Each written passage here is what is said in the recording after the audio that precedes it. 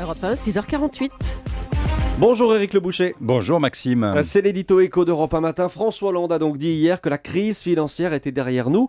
Est-ce qu'il a raison de dire ça ? Non, il n'a raison qu'en apparence. En apparence, en effet, les marchés se sont calmés depuis l'été dernier grâce à deux décisions. La première était bien sûr celle de Mario Draghi, le patron de la Banque Centrale Européenne, qui a dit qu'il ferait tout pour sauver la zone euro. Et ce tout a fait peur aux marchés. Ils se sont dit qu'ils risquaient vraiment gros de spéculer contre l'euro. La deuxième décision était de conforter cette BCE par l'union bancaire, c'est-à-dire un grand système de sauvetage des banques pour que si l'une s'écroule, elle n'entraîne pas toutes les autres dans l'affolement. Et ça a marché ? Oui.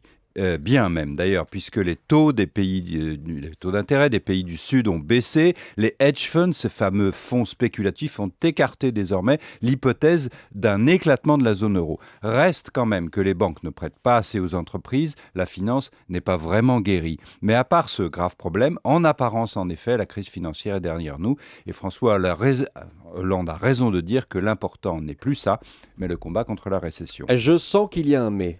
Mais ce calme est précaire. D'abord parce que les Allemands freinent des cas de fer contre l'union bancaire.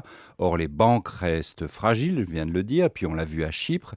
Donc, le système bancaire peut exploser à tout moment. L'autre facteur inquiétant est la Grèce. Elle aussi est sauvée en apparence. Elle a fait des progrès, elle va remonter la pente économique, mais financièrement, elle est exsangue. Elle n'arrivera pas à rembourser ses dettes. À ce moment-là, dans 2 ou 3 ans, la Grèce peut être à nouveau la mèche qui va faire exploser les banques. Bref, la crise financière n'est que provisoirement derrière nous. Monsieur Hollande est trop optimiste. L'édito écho d'Europe 1 matin. Merci Éric Le Boucher.